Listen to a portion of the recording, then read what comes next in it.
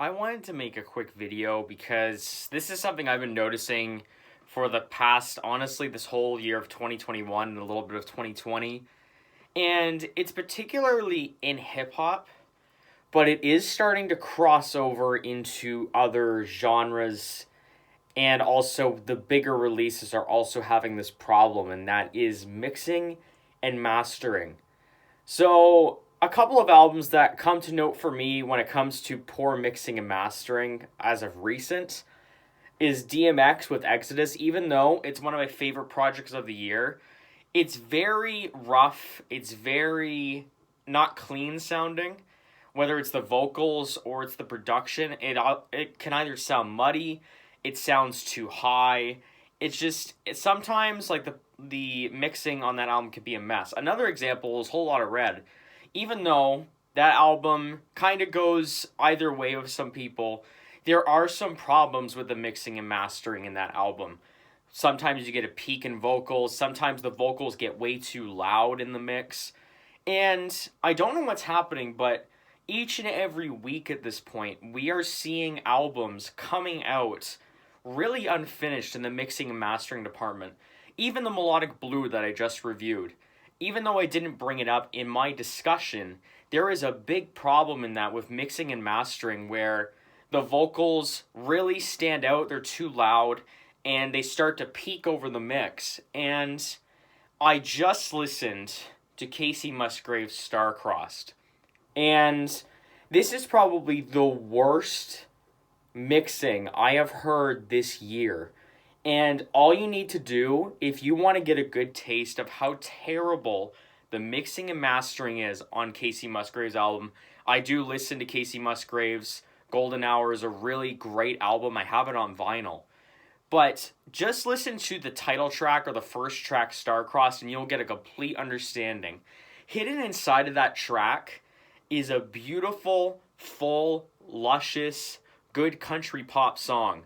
But the vocals sound like they're being mixed in like a wind tunnel. There's like this crazy echo that is on these vocals, and it's throughout the entire album, by the way.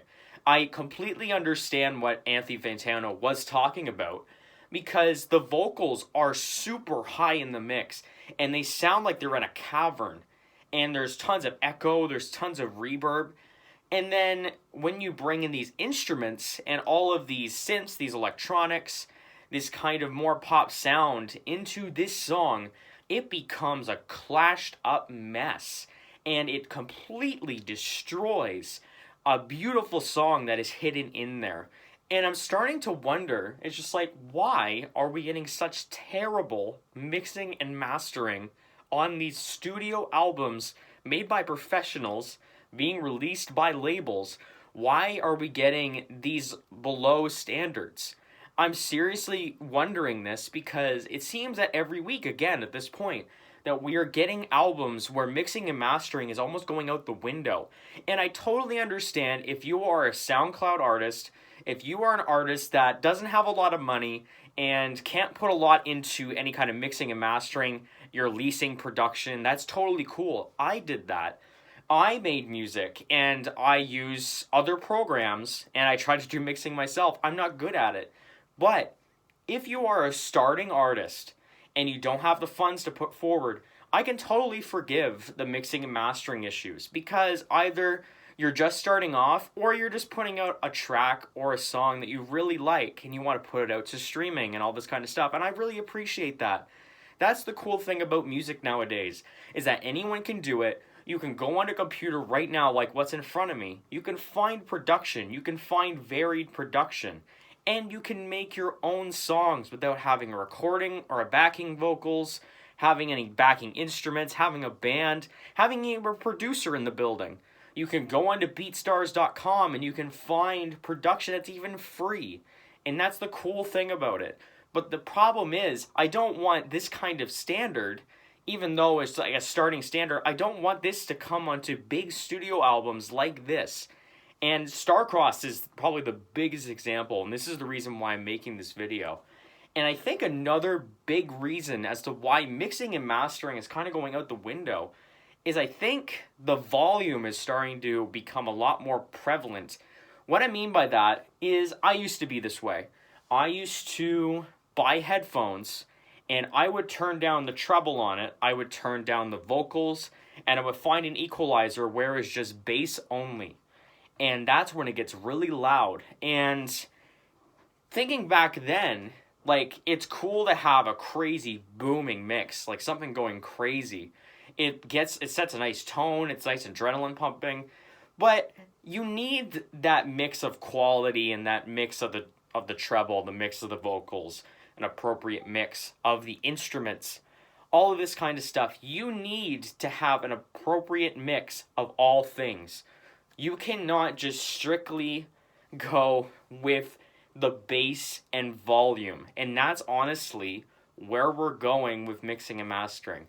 I get it that, again, volume and bass really stands out, really sticks out, really gets your blood pumping. But if we're sacrificing quality mixes, then I think we're having a big problem starting to emerge. And I don't understand this either, because like you can purchase mixing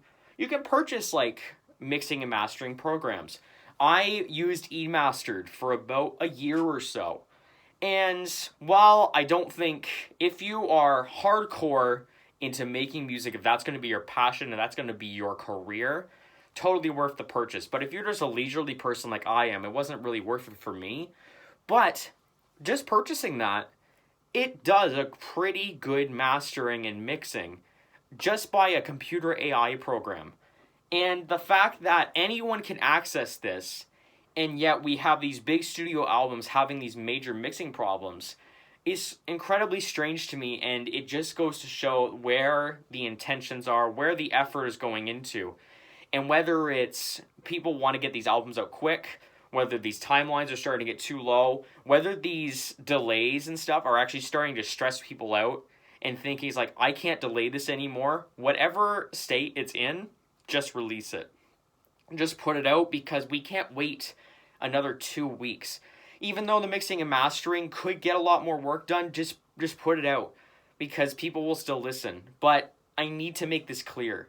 We cannot let terrible mixing start to come into a lot of our music coming out, because it's just going to start ruining the quality of all music.